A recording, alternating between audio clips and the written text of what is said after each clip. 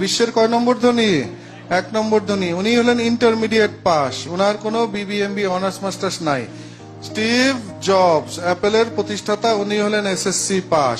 ডেলের প্রতিষ্ঠাতা Michael del, উনি হলেন এইচএসসি পাস।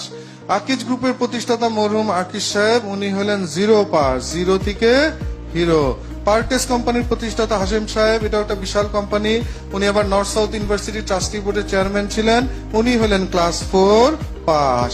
ইনারা ব্যতিক্রম না, ইনারাই কমন। বিশ্বব্যাপী গবেষণায় দেখা গেছে সারা পৃথিবীর কোটিপতিদের মধ্যে 90%ই কোনো বিবিএমবি অনার্স মাস্টার্স নাই, সাধারণ রেজাল্ট। তাহলে কি আমরা একটা সিদ্ধান্তে আসতে পারি, যদি কোটিপতি হতে চাও লেখাপড়া ছেড়ে দাও। এত কষ্ট করে এত কিছু। ভিসি, ভিসি মানে কি? ভাইস চ্যান্সেলর, তার ডিনকে বলতেছেন। ডিন কাকে বলে? বিভাগীয় প্রধান। You should have very good relation with your A+ students. মানে একটা ভার্সিটির ভিসি স্যার ডিন স্যারকে পরামর্শ দিচ্ছেন যে আপনার ডিপার্টমেন্টে যারা A+ এদের সাথে সম্পর্ক রাখবেন। কেন? এরাই তো কেউ কেউ পরবর্তীতে টিচার হইতে পারে।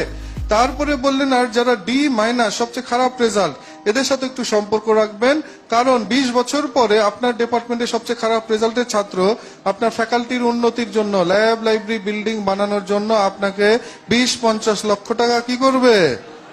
দান করবে। কি হবে? তার তো রেজাল্ট খারাপ, তার চাকরি বাকরি হবে না, কি শুরু করবে? ব্যবসা শুরু করবে। জিপিএ 5 না হলেও হতাশ হতে নাই।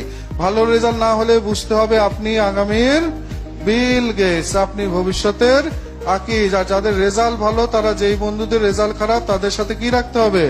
খাতির রাখতে হবে, যাতে 20 বছর পর ওই বন্ধুর কোম্পানিতে কি পাওয়া যায়? চাকরি পাওয়া যায়।